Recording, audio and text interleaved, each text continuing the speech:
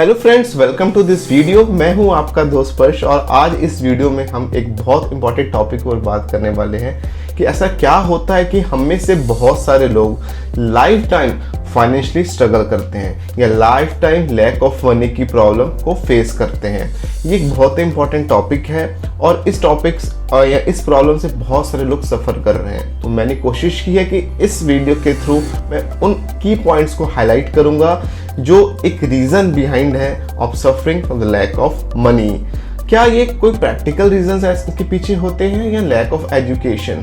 तो इस वीडियो के एंड तक आप बने रहना। मैं सारे टॉपिक्स को कवर करूंगा, सारे 5 पॉइंट्स को कवर करूंगा जो मैंने फिगर आउट किया है कि ऐसा क्या होता है कि हम में से मैक्सिमम लोग फाइनेंशियली स्ट्रगल करते हैं लाइफ टाइम और हम पैसे को अट्रैक्ट या वेल्थ को अट्रैक्ट नहीं कर पाते हैं। तो सबसे पहला जो रीज़न हमें पता है वो होता है societal conditioning and mindset. Actually जो सोसाइटी ने जिस तरीके से हमें कंडीशन किया है, हमें हमारे मन में चीज़ें डाली गई हैं रिलेटेड टू वेल्थ या मनी, वो बहुत ही इंपॉर्टेंट रोल प्ले करती है कि हम में से मैक्सिमम लोग लाइफ टाइम वेल्थ को लेके या मनी को लेके फाइनेंशियली स्ट्रगल करते रहते हैं। हमारी यंग एज से हमें बताया ये जाता है कि जो ज़्यादा पैसा होता है ना, वो बुरे कर्मों को या बुरे कामों को अट्रैक्ट करता है। अगर आपके पास बहुत ज़्यादा पैसा होगा, यहाँ तो आपने गलत काम करके वो पैसा कमाया होगा, या ज़्यादा पैसे आने के बाद आपकी आदत बिगड़ जाएगी या आप बुरे काम करने लगोगे। बट ऐसा होता नहीं और हम में से मैक्सिमम लोग ये सोचते हैं कि अच्छा है हमारे पास ज़्यादा पैसा नहीं है, भगवान हमें इतना पैसा दे रहा है कि हमारा काम अच्छे से चल रहा है। बट ये गलत है। हमें ये भी बताया जाता है कि जिनके पास ज़्यादा पैसा होता है वो लोग और ज़्यादा लालची होते जाते हैं, ग्रीडी होते जाते हैं। तो इससे होता है क्या कि हमारा जो माइंड सेट है ना, वो एक बैरियर क्रिएट कर देता है और हम ज़्यादा पैसे को या वेल्थ को अट्रैक्ट नहीं कर पाते हैं। तो societal condition and mindset is one of the most important reason, जिसके कारण मैक्सिमम लोग अपनी एबिलिटी को पहचान नहीं पाते और एक कंफर्ट जोन में आ जाते हैं और ज़्यादा से ज़्यादा वेल्थ को अट्रैक्ट नहीं कर पाते। अगर मैं सीधा सा एग्जांपल आपको दूं, अभी कल ही मेरी फ्रेंड से बात हो रही थी और वो बेसिकली एक प्रॉब्लम को फेस कर रहा था। वो मैक्सिमम लोग फेस करते हैं। वो एक जॉब करता है और वो अपनी जॉब से सेटिस्फाइड नहीं है, बट उसे ऐसा लगता है कि अगर वो ये जॉब छोड़ देगा या अगर वो इस जॉब उसकी छूट जाती है तो वो क्या करेगा।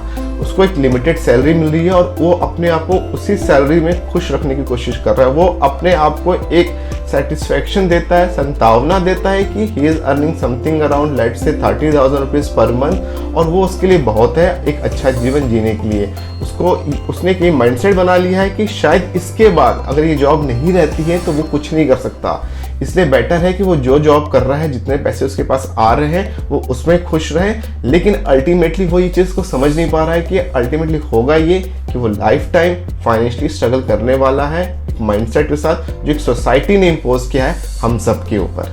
जो दूसरा मोस्ट इंपॉर्टेंट रीज़न है हमें कि हम अपनी लाइफ टाइम फाइनेंशियली या लैक ऑफ वेल्थ या मनी के कारण हम सफ़र करते हैं, वो होता है लैक ऑफ फाइनेंशियल नॉलेज। हमें सबसे बड़ी कमी होती है कि हमारे पास फाइनेंशियल नॉलेज नहीं होती और हम एक इन्फॉर्म्ड या फाइनेंशियल फ्री होने के लिए कोई डिसीजन नहीं ले पाते हैं। हमारे पास वो एबिलिटी नहीं होती है कि हमें किस टाइम में कौन सा डिसीजन लेना चाहिए, जिसके कारण होता ये है कि हम पुअर स्पेंडिंग हैबिट्स की तरफ अट्रैक्ट होते जाते हैं। लेट्स से कि अगर मेरी सैलरी 10,000 रुपीज़ पर मंथ है, मैंने ऐसे एग्जांपल्स भी देखे हैं जिनकी सैलरी 20,000 रुपीज़ है, बट वो एक बहुत महंगा शायद 1 लाख रुपए का फ़ोन EMI में लेते हैं और वो शो ऑफ करते हैं। हमें ये नहीं पता होता कि हमें अपने फंड्स को, अपनी मनी को किस तरीके से इन्वेस्ट करना चाहिए सो दैट वो मनी कंपाउंड हो और स्लोली हमारे लिए पैसिव इनकम सोर्स क्रिएट कर पाए। हमें ये नहीं पता होता कि कौन सी हमारी नीड्स है और कौन सी हमारी डिज़ायर है। हमें नीड और डिज़ायर्स के बीच में डिफरेंस पता होना चाहिए। साथ ही साथ हमें ये भी पता होना चाहिए कौन सी ऐसी स्पेंडिंग हैबिट्स हैं जिन पे हमें रोकना चाहिए और हमें उस अमाउंट को जो हम अननेसेसरी स्पेंड कर रहे हैं उसे हम सेव कर किसी अच्छी जगह इन्वेस्ट करें सो दैट हमारे साथ साथ टाइम के साथ पैसा भी ग्रो होता रहे। थर्ड फैक्टर जो इम्पैक्ट करता है वो होता है इंस्टेंट कंज्यूमरिज्म। आपको पता होगा कि आज के टाइम में टेक्नोलॉजी इतनी एडवांस हो चुकी है कि आप घर बैठे बैठे बहुत सी चीज़ों को ऑनलाइन शॉप कर सकते हैं, चीज़ों की शॉपिंग ऑनलाइन आप कर सकते हो। इसका इम्पैक्ट ये हुआ है कि हम उन चीज़ों को भी इनकी को खरीदना की शुरुआत कर देते हैं जिनकी हमें शायद रिक्वायरमेंट भी नहीं होती। हमने देखा है बहुत से लोग हैं जो लेटेस्ट गैजेट्स के पीछे क्रेजी हैं, वो नई नई ट्रेंडी ड्रेसेस लेना पसंद करते हैं, वो फैशन वेयर प्रोडक्ट्स लेना पसंद करते हैं। किसी का शौक होता है कि वो इंस्टेंट नई बाइक्स को परचेज करे, लेकिन उसका होता क्या है, इम्पैक्ट क्रिएट ये होता है कि शायद उन चीज़ों की ज़रूरत हमें होती भी नहीं है और हम एक उस हैबिट की तरफ बढ़ते जाते हैं जिसे कहते हैं पुअर हैबिट, स्पेंडिंग हैबिट, और हम उन चीज़ों को खरीदना हम शुरू कर देते हैं जिसकी हमें ज़रूरत नहीं होती, जिसका हमारी लाइफ में कोई भी इम्पैक्ट नहीं होता, और हम अपनी सेविंग और इन्वेस्टमेंट हैबिट को भूलते जाते हैं। अल्टीमेटली होता यह कि हम कर्ज में आ जाते हैं, हमारे पास बहुत सारा लोन हो जाता है और उस लोन को चुकाते चुकाते हमारा काफ़ी टाइम बीत चुका होता है। आपको एक बात याद रखने की ज़रूरत है कि समय के साथ साथ आपको सेविंग भी करनी है, समय के साथ साथ आपको इन्वेस्टमेंट भी करनी है। अल्टीमेट गोल जो होता है हमारा सेविंग प्लस इन्वेस्टमेंट का, कि हम एक एडिशनल इनकम सोर्स क्रिएट कर पाए, चाहे वो कुछ भी हो, चाहे आप एक म्यूचुअल फंड्स में इन्वेस्ट करो, चाहे आप एक स्टॉक्स में इन्वेस्ट करके डिविडेंड करो, या म्यूचुअल फंड में इन्वेस्ट करके अपनी मनी को आप कंपाउंड करो, या कोई एक छोटी सी प्रॉपर्टी लेके वहां से रेंटल इनकम आप जनरेट करो, साथ साथ आपकी प्रॉपर्टी की वैल्यू भी अप्रिशिएट होगी। बट हमने देखा है मैक्सिमम टाइम ये प्रॉब्लम जो नई जनरेशन होती है या मैक्सिमम लोग फेस ये करते हैं कि जैसे जैसे उनकी इनकम इंक्रीज होती है, साथ के साथ उनकी स्पेंडिंग हैबिट प्लस लाइफस्टाइल भी इम्प्रोवाइज होता है, इंक्रीज होता है।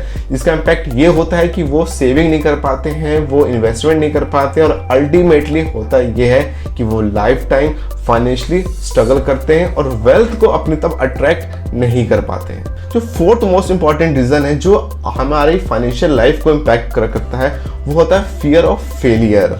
जैसे कि मैंने आपको पहले ही बताया कि हम क्या करते हैं, हम एक इनकम सोर्स के ऊपर डिपेंडेंट रहते हैं। चाहे हमारी जॉब हो तो हमारे पास सैलरी आती है, हम क्या करते हैं, एक सैलरी पा के हम कंफर्ट जोन में चल जाते हैं और हम अपनी इनकम सोर्स को मल्टीप्लाई करने की कोशिश नहीं करते। हमें ऐसा लगता है कि शायद इसके अलावा अगर कुछ मैं करूं तो मैं फेल हो सकता हूं। मैक्सिमम टाइम हमने देखा है कि लोग बिजनेस करने से डरते हैं, लोगों को ये डर लगता है कि शायद अगर हमने बिजनेस करा तो हम फेल हो जाएंगे, बट ऐसा होता ही नहीं है। होता ये है कि आप ऐसे बहुत सी अपॉर्चुनिटीज़ को मिस आउट करते हो जिसके थ्रू शायद आप अपने इनकम सोर्सेज को मल्टीप्लाई कर सकते होगे। मैंने जैसे अपने एक फ्रेंड के एग्जांपल बताया आपको, वो आज भी बिजनेस करने से डरता है और वो एक अपनी सैलरी को लेके खुश नहीं है, सेटिस्फाइड नहीं है, लेकिन उसका काम चल रहा है। बट प्रॉब्लम हमेशा ये रहती है कि वो हमेशा मुझे कंप्लेन करता है कि मैं अपनी नीड्स को फुलफिल नहीं कर पा रहा। जब मैं कहता हूँ कि आपको बिजनेस ट्राई करो तो कहता है मेरे से बिजनेस होगा नहीं, कहीं मैं फेल हो गया तो मेरी जो सेविंग्स है जो मैं इन्वेस्ट करूँगा शायद वो भी मेरे पास ना बचे। बट ये जो फीलिंग ऑफ फेलियर होती है ना, ये कंट्रीब्यूट करती है एक ऐसी लाइफ की तरफ आप बढ़ते चलते जाते हो कि आप फिर एडजस्ट होते जाते हो, अपनी नीड्स को भी आप फुलफिल नहीं कर पाते और अल्टीमेटली आप लाइफ टाइम फाइनेंशियली स्ट्रगल करते हो। तो हमें करना ये चाहिए कि हमें अगर कोई ऐसी अपॉर्चुनिटीज़ मिलती हैं तो हमें उसे आइडेंटिफाई करना चाहिए और समय के साथ उसमें साथ आगे बढ़ना चाहिए। सेम कॉन्सेप्ट अप्लाई होता है इन्वेस्टमेंट पे भी। जैसे कि मैंने आपको बताया, बहुत से लोग करते क्या हैं, अपनी जो पुअर स्पेंडिंग हैबिट्स के कारण फंड्स को या मनी को सेव नहीं कर पाते हैं और उस पैसे को वो इन्वेस्ट नहीं कर पाते। जिनके पास सेविंग भी होती है ना, उनके पास फाइनेंशियल एजुकेशन इस लेवल की नहीं होती। उन्हें लगता है कि मैं किसी एक म्यूचुअल फंड में पैसे इन्वेस्ट करूंगा या मैं किसी स्टॉक्स में पैसे इन्वेस्ट करूंगा तो शायद मेरे पैसे डूब जाएं, क्योंकि हमें शुरू से समझाया ये गया है, बहुत लोगों का कॉन्सेप्ट ये है कि स्टॉक्स मार्केट में पैसे लगाने का मतलब है कि आप एक तरह का जुआ खेल रहे हो, you are doing something like कि आप एक तरह का सट्टा खेल रहे हो। बट होता नहीं है। हमें करना ये चाहिए कुछ अच्छे स्टॉक्स को पिक करके, कुछ अच्छे म्यूचुअल फंड्स को पिक करके अपने पैसे इन्वेस्ट करके छोड़ दो। समय के साथ वो पैसे ग्रो करेंगे, आप कंपाउंडिंग के एडवांटेजेस उठा पाओगे और साथ साथ आप फाइनेंशियली फ्री होने की तरफ अपने स्टेप्स को एक एक करके आप आगे ले जा सकते हो। Factor number 5 is external economic factor. हम जिस इकोनॉमी में रह रहे हैं, जिस कंट्री में रह रहे हैं, वो अगर वो रिसेशन से गुजर रही है तो ऑब्वियस सी बात है कि जॉब अपॉर्चुनिटीज कम होगी, इनकम सोर्सेज कम होंगे। तो कुछ ये ऐसे फैक्टर्स हैं जिनके ऊपर हमारा कंट्रोल नहीं है। फॉर एग्जांपल, पिछले 2 साल पहले जो पेंडेमिक सिचुएशन आई थी, लोगों की जॉब कई लोगों की गई, कई बिजनेसेस शट डाउन हो गए, तो उन फैक्टर्स पे तो हमारा कंट्रोल नहीं है। बट प्रॉपर स्ट्रैटेजी के साथ अगर हम राइट फ्रॉम द बिगनिंग अपने फंड्स को, अपने इनकम सोर्सेज को इंक्रीज करें, अपने स्किल सेट को ग्रो करें, अपने इनकम सोर्सेज को मल्टीप्लाई करें, इन्वेस्टमेंट के साथ हम पैसिव इनकम सोर्सेज भी क्रिएट करें, तो हम एक हेल्दी वेल्दी लाइफ को जी सकते हैं। तो अल्टीमेटली मैं ये कह सकता हूँ कि अगर हम एक चाहते हैं कि हम अगर मनी को अट्रैक्ट करें और एक फाइनेंशियली फ्री लाइफ जिए, तो उसके लिए बहुत सारे फैक्टर्स होते हैं। हमारा माइंडसेट स्ट्रांग होना चाहिए, हमारे पास फाइनेंशियल एजुकेशन होना चाहिए, we should be open to learn new technologies, new skills, we should open to take risk. अगर हम बिजनेस करना चाहते हैं तो वो भी हम ओपन होने चाहिए। और रहा बात एक्सटर्नल इकोनॉमी का फैक्टर, तो उसमें हमारा और आपका कंट्रोल नहीं है। बट अगर आप फर्स्ट 4 फैक्टर्स के ऊपर काम करते हो, अगर आपने प्रॉपर स्किल्स के ऊपर काम किया, आपने प्रॉपर सेविंग की, प्रॉपर इन्वेस्टमेंट की और पैसिव इनकम की, तो आप कुछ हद तक 5th फैक्टर के इम्पैक्ट को कम कर सकते हो। तो कंक्लूजन ये निकलता है कि आपको अगर फाइनेंशियली फ्री लाइफ जीनी है तो आपका माइंडसेट स्ट्रांग होना चाहिए, आप ओपन टू लर्न होने चाहिए, और साथ ही साथ आपको ये देखना चाहिए कि आप सेविंग के साथ इन्वेस्टमेंट करते रहो। तो आज की वीडियो में मैंने वो सब कुछ कवर करने की कोशिश की जो एक कॉमन मैन सफर करता है related to financial education, related to lack of money. अगर आपको कंटेंट अच्छा लगा है, वीडियो पहली बार देख रहे हो या इस चैनल में पहली बार आए हो, तो इस चैनल को सब्सक्राइब कर देना, वीडियो को लाइक कर देना। मिलते हैं अगले वीडियो में। Till then, good bye.